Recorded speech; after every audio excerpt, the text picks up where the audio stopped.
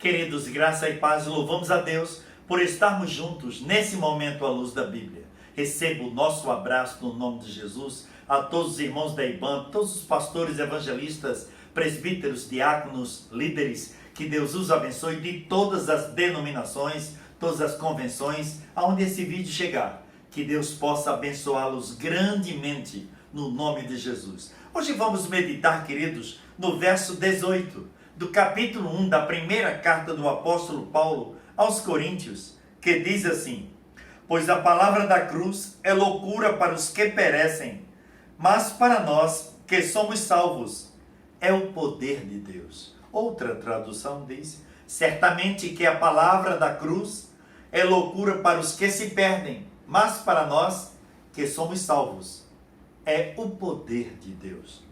Nós vemos, queridos, que quando o apóstolo Paulo escreveu esta carta a uma grande igreja, que era a igreja de Corinto, ele exorta os irmãos ainda do capítulo 1 até o verso 9. Ele diz que os irmãos foram santificados, foram chamados, foram agraciados, foram enriquecidos, foram confirmados e estavam em plena comunhão com o Senhor. Nós louvamos a Deus, queridos, porque temos a certeza de que o apóstolo Paulo, usado por Deus, escreveu esta carta para esta igreja e trouxe temas teológicos bem profundos, não é verdade? Ele estava em Éfeso e a data é mais ou menos 55 a 57 depois de Cristo. Corinto estava localizada no Mediterrâneo e era um grande centro comercial. Era uma grande cidade, mas esta grande cidade próspera comercialmente, ela era tinha um padrão de imoralidade tremendo. E havia um padrão de libertinagem muito forte.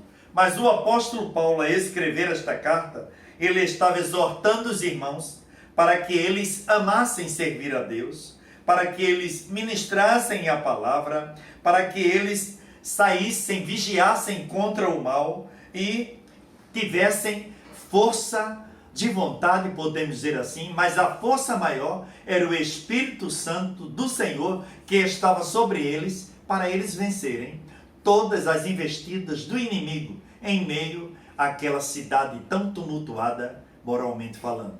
Nós vemos que neste versículo o apóstolo Paulo fala sobre a cruz. E é o tema, é o texto áureo, nós podemos dizer assim, da primeira carta, não é verdade, aos Coríntios. Porque a palavra da cruz é loucura para os que perecem.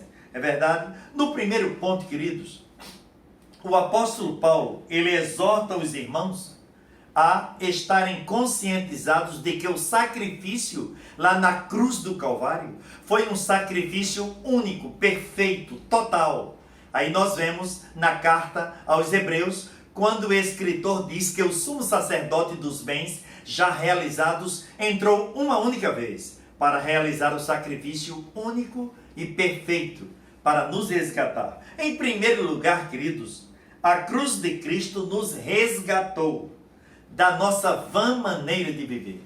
Nos resgatou de toda a iniquidade. Nós vemos, quando nós estamos estudando, que a palavra resgatar, remir, vem do grego apolutrosis, que significa adquirir de novo, significa ressarcimento, significa expiar, pagar um preço de um resgate, significa libertação. Então, Jesus nos redimiu de uma forma extraordinária, mas esta redenção, ela só pôde ser totalizada lá na cruz do Calvário. Em Tito, quando ele escreveu a Tito, pastor da igreja em Creta, no capítulo 2, verso 14, ele escreveu assim: que se deu a si mesmo por nós para nos remir de toda iniquidade e purificar para si um povo todo seu, zeloso de boas obras. Então, o sacrifício da cruz do Calvário foi, em primeiro lugar, para o resgate de nossas almas, porque estávamos em iniquidade. E ele nos tirou do poço e nos colocou no seu aprisco, no nome do Senhor. Em segundo lugar, a cruz de Cristo nos conduziu a Deus. Está escrito na primeira carta do apóstolo Pedro, capítulo 3, verso 18, diz assim: Cristo morreu uma só vez pelos pecados, o justo pelos injustos, para levar-nos a Deus, sendo na verdade morto na carne, mas vivificado no Espírito. Não é verdade? A cruz de Cristo, ela é o começo da nossa vitória. Lá em Mateus 8,17 está escrito: para que se cumprisse o que fora dito pelo profeta Isaías. Ele tomou sobre si as nossas enfermidades e levou as nossas doenças. Então, a cruz de Cristo, ela nos conduziu a Deus, no nome de Jesus. É por isso que nós estamos tendo este acesso direto ao Pai, porque aquele grito de liberdade foi para que nós tivéssemos acesso, a parede da separação foi quebrada, o véu do templo se rasgou de alto a baixo, e nós agora temos acesso direto ao trono da graça, no nome de Jesus. Em terceiro lugar, queridos, a cruz de Cristo nos deu a adoção de filhos. Está escrito lá em Romanos capítulo 8, dos versos do 14 ao 17, está escrito assim: pois todos os que são guiados pelo Espírito de Deus, esses são filhos de Deus. Porque não recebestes o espírito de escravidão, para outra vez estardes com temor, mas recebestes o espírito de adoção, pelo qual clamamos: Abba, Pai.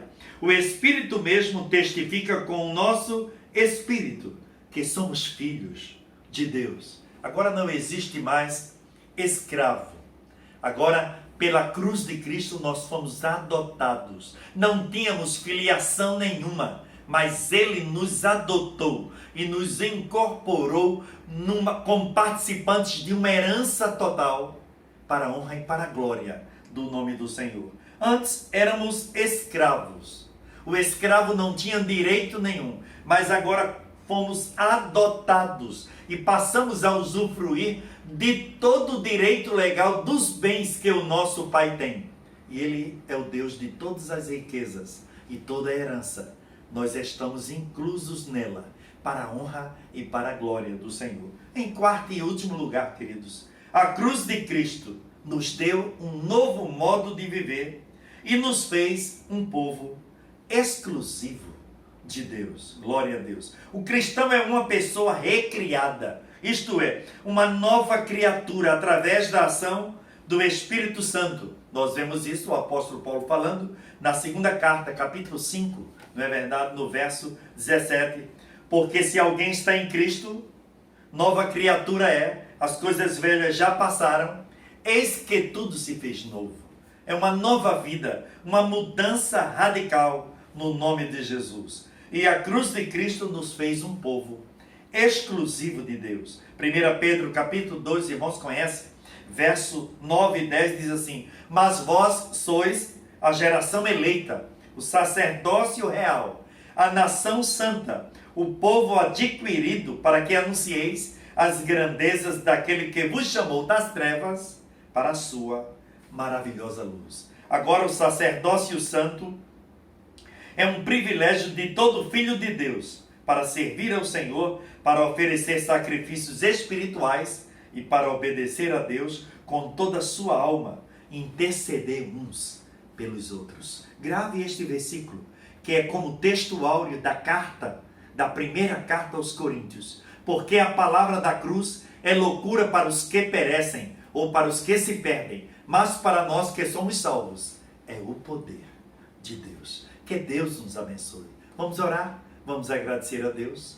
Pai querido, no Teu nome, Senhor, nós Te louvamos, Deus, e Te agradecemos por esta oportunidade, Pai, que nos concedes de estarmos falando contigo aqui. Pai querido, a cruz foi o começo da nossa vitória. A totalidade, Senhor, será quando estivermos na nossa festa, lá nas bodas do Cordeiro.